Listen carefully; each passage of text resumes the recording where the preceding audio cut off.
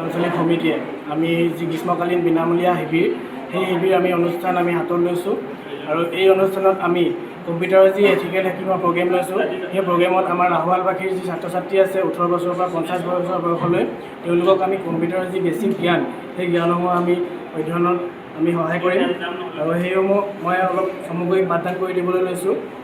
আমাৰ কম্পিউটাৰৰ যি এথিকেল হেকিং কোৰ্চ বিনামূলীয়াভাৱে সেই কোৰ্চটোত থাকিব internet of things, basic hardware management, desktop management, Kali Linux, basic Python and basic hacking.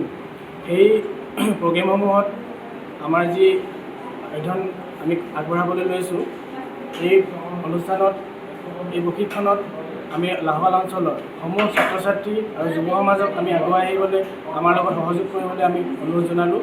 এয়া বিনামূলীয়া পদক্ষেপ আৰু সকলোৰে বাবে ফ্ৰী আৰু আমি অসম জাতীয়তাবাদী যুৱ ছাত্ৰ পৰিষদে আমি আগন্তুক দিনত এনেকুৱা পদক্ষেপ লৈ আহিছোঁ আৰু অনাগত দিনতো আমি ল'বলৈ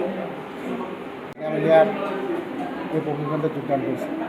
এতিয়ালৈকে প্ৰায় 30জন আমাৰ নামভৰ্তি কৰিছে অনলাইন জৰিয়তে আৰু এতিয়া যিহেতু আমি আজি শুভাৰম্ভ কৰিছোঁ ITBP কম্পিউটাৰ কোচিং চেণ্টাৰত, কালিৰ পৰা আমাৰ প্ৰাথমিক বিদ্যালয়ত হ'ব লাহোৱাল আঞ্চলিকত।